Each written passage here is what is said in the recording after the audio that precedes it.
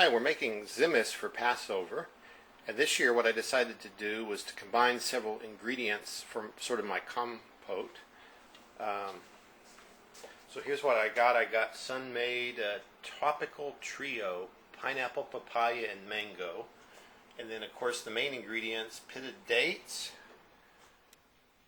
prunes, orange essence prunes. Actually oh, those are plums. I'm sorry. Well, it says prunes are dried plums. And then I got these prunes as well. So I put all that in a pot and actually let it sit overnight with some water. And it even kind of almost gelled overnight, so it kind of thickened up. And this year I didn't even try cutting the fruit. So I see all the prunes I have are still whole right now. Just a lot of time to cut everything. So I'm going to try to boil this. And I think that'll kind of make it fall apart and turn to the right size. And I'll add that to the carrots shortly.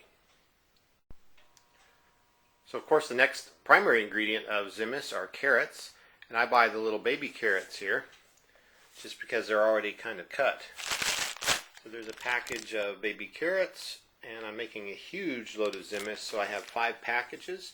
And I'll be just adding them with water and adding them to this huge pot and boil them till they're just beginning to get soft. Okay, well the carrots have been boiling a while now, and they're still not quite soft enough yet. And then I put this on medium. This is the fruits that will go in there. And what I'm going to start doing with this, I'm serving like maybe, this is for a synagogue, so it's 30 or 40 people. So what I'm going to try to do, instead of cutting again these things, I'm going to try to just mash them with this spoon. So I want little chunks in there, but I don't want anybody to like get a big fat prune. I'd rather them have just a chunk of a prune in their dish. The dates are the one things I'm not sure if they will smash very well. So I'll keep you posted how this goes. So here's how I like to test the carrots. I just take a knife or a fork and go through there. That one is just, I'd say, about right. Some of the others were just a little harder. If you have to put much pressure on it, I'd say they're not done. And then you can look at the carrot itself, and you can sometimes see the rings in there if it's not done or not. So I think my carrots are about done. You can see it's still boiling really good there. And then what I'm going to do is just basically pour my compote, the fruits into the tzimmes, and I think it's basically done. Okay, I did pour off the excess water. I didn't want it to be soupy or runny from the carrots. I just kind of did that in the sink. Instead of if you have a small batch of carrots, I'd use like a spaghetti strainer, but I just kind of tilted the pot, caught the carrots with this spoon, and then poured the water into the sink.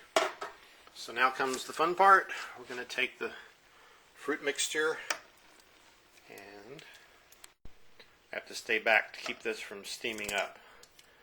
And we just pour all that in there.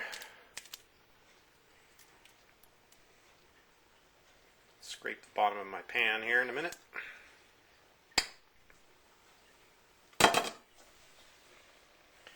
And I'll give it a couple stirs.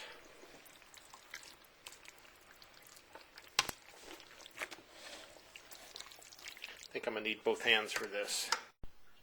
So after mixing that in, this is what it looks like. And I think I did a pretty good job on the proportions between the fruit and the carrots.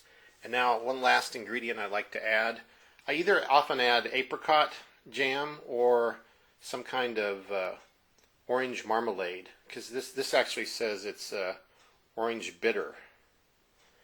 And I think that adds a good flavor, because we didn't have any orange flavor in the other fruits. So I'm just going to open this jar and pour it all in there and mix it in. So I recommend apricot or orange marmalade as an additional taste. I also suggest adding just a little bit of salt to flavor it as per your taste. So when we're all done, it looks kind of like this. And the old expression, let's not make tzimmes about it, is from the idea that this was a hard or difficult dish to make, but I actually find it's pretty easy if you just buy the ingredients and do what I did in this video. So please enjoy your tzimmes.